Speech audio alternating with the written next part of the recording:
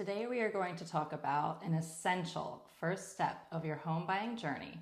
And I'm going to tell you now, it's not super sexy, but if you have not bought a house before or it's been a while, this is going to be the overview you absolutely need. So I want you to stick with me until the end.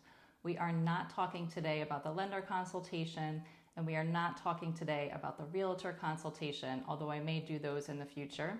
We are talking today about getting your finances in order. Buying a home may be one of the biggest financial decisions you ever make, and it is important to have a solid understanding of your personal finances when you set out on this journey.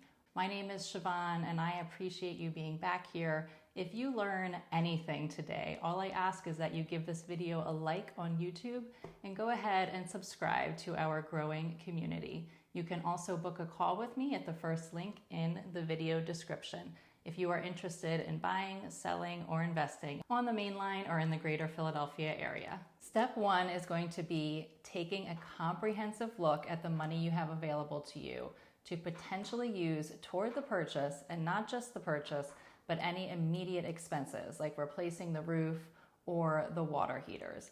That means that if you have multiple checking accounts, savings accounts, high yield savings accounts, money market accounts, even your 401k and retirement accounts, I want you to take note of how much you have in total and in each account.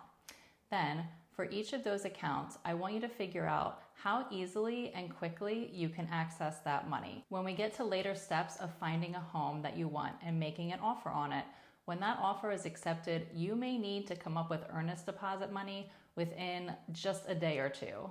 Then, depending on a whole lot of factors, you may close on a house as soon as 3 to 4 weeks after your offer is accepted. So you want to be sure you know how you are going to access those funds if you need to move very quickly. If you are fortunate enough to have a family member helping with your purchase, it's a good idea to discuss with that person early on, and that means now, about how much money they can potentially gift to you for the home purchase and when they are able to do that. You can also inform that person at this point that if you're using a mortgage, you will need a letter from them that says they are gifting you X amount of money and that repayment is not expected. If you are getting a mortgage, your lender can give you the exact language for that letter when the time comes. Now, you may be wondering at this point, how much money, Siobhan, do I really need to have saved for a down payment and closing costs?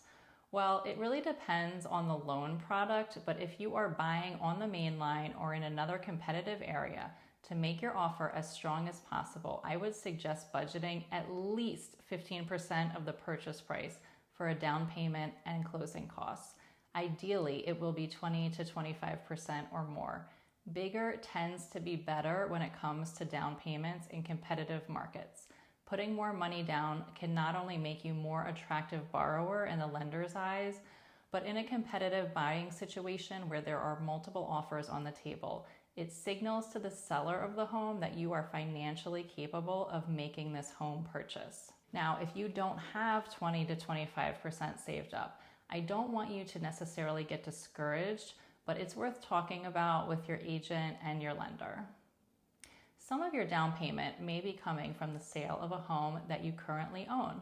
If so, you need to determine approximately how much you are likely to net from the sale of that home.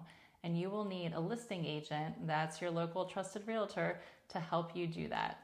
You can approximate your net proceeds from that sale by taking the current market value of the home and subtracting the payoff amount from your mortgage company, and then subtracting the commission you are going to pay to the real estate agents on the sale, subtracting the transfer taxes and other closing costs that your listing agent will let you know about. And if you have any liens on the home, you will need to pay those off as well out of the proceeds at settlement.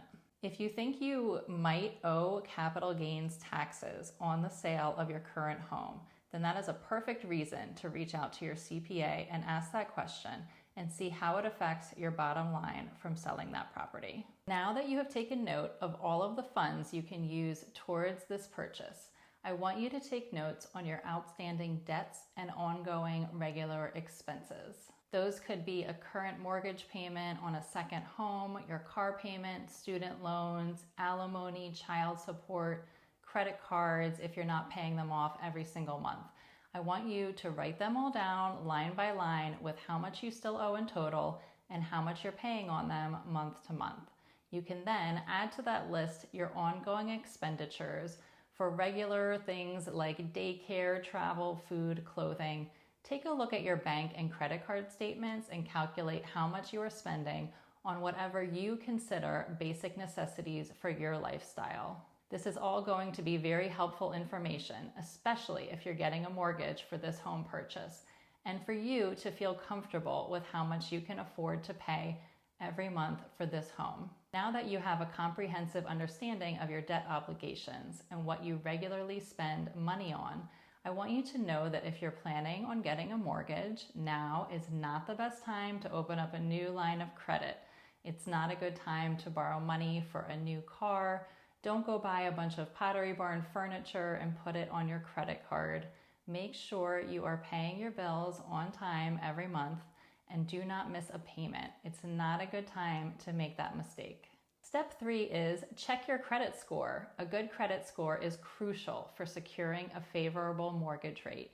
And even if you don't think you will use a mortgage for this purchase, it's a good idea to check anyway in case you need a construction loan or a home equity line of credit in the future. Most recently, I used annualcreditreport.com to check on my credit, and they have an option there to get a free 7-day trial to see your credit scores from the 3 major credit bureaus. If you need to correct any errors on your credit report, you will need to contact each of the credit bureaus that have the mistake on them and also contact the company that reported that inaccurate information. Now that you have sat down and really taken a look at your overall financial picture and taken some notes to refer back to later, the next step is the Realtor consultation. Thanks for being here. Be sure to subscribe before you go and check back for future videos.